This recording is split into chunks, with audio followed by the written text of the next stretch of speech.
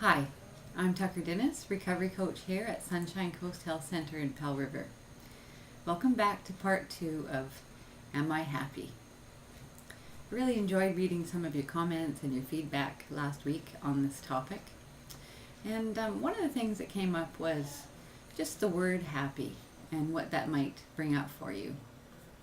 So I've suggested that perhaps if the word happy evokes thoughts of maybe Hallmark card happiness, which really isn't true for most of us, that you just take some time to perhaps choose a different word, one that fits better for you. For me, I like to think of happy as contentment infused with a sense of gratitude. And I realize that when I'm living in that place, letting life just unfold as it is and accepting each day as it comes, that I do feel happy and a sense of satisfaction. So leading into that is the idea that happiness is not perfection, that life comes with trials, with joy, with triumphs, and with some failures. And that if we can find a place in that where we can accept all of those things, then we're not fighting against a sense of negativity or staying in that failure, but just fully accepting everything that comes each day.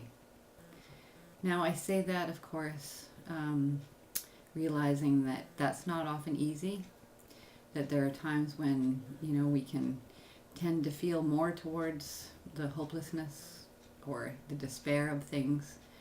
But just to recenter yourself in that and to think about the things that do bring you happiness, to think about the gifts in your life, your health, your family, love, those kinds of things will help to kind of ground you and keep you in the flow of overall happiness and contentment. One of the topics in this week's material is the idea that time can fly by. And time does fly by, but we don't have to feel like it's passing us by. There is a big difference there. And attached to that is this idea of setting goals. And I just want to say a little bit more about setting goals. There are doing goals and there are being goals. So to have a good balance between those. So one tip that I'd like to share with you on goal setting is just to take some time, maybe a Sunday afternoon if that works for you, and sit down with your journal or a pad of paper, turn off the TV and your phone, and just spend a few minutes just quietly reflecting on what it is that is really important to you. I also like to suggest that you break down goals into 3-month, 6-month, and even year-long goals. So with your journal and your pad of paper, just allow your heart to speak to you. Start to jot down those goals that you want to achieve. Out of that, review what you've jotted down and really look at what you've written with an eye to understanding what's important to you about those goals. Do your head and heart match? Or are they congruent with who you are? Sometimes we set goals because someone else thinks we should.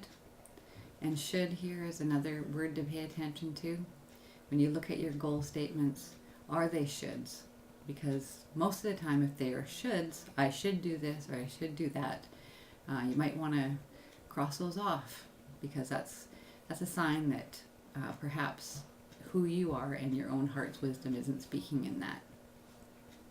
So after you've reviewed those goal statements and spent some time checking in with them to see if they're realistic, if they truly are meaningful to you and important to you, then you can start to develop some action steps to fulfill those goals. So In those goal statements, you might find a few that are kind of scary. They're exciting, but they're scary. Um, Perhaps your mind wants to reject them as silly. But I just suggest that you stay with those, that you explore those even more. And again, let your head and heart work together and move you towards what is best for you. So in closing for this week, I have another quote that I'd like to share with you. A key ingredient to achieving your goals is to make sure that your goals are totally congruent with who you are as a person. Your head and heart's desire must match. It's such an important step in goal achievement, and if we miss it, we can end up traveling down a long road the wrong way. That's Rachel Birmingham. So, remember this week to sit down with your journal or some paper, spend some quiet time, listen to your heart, your own wisdom, and set some good self-care, nurturing goals. We'll see you next week.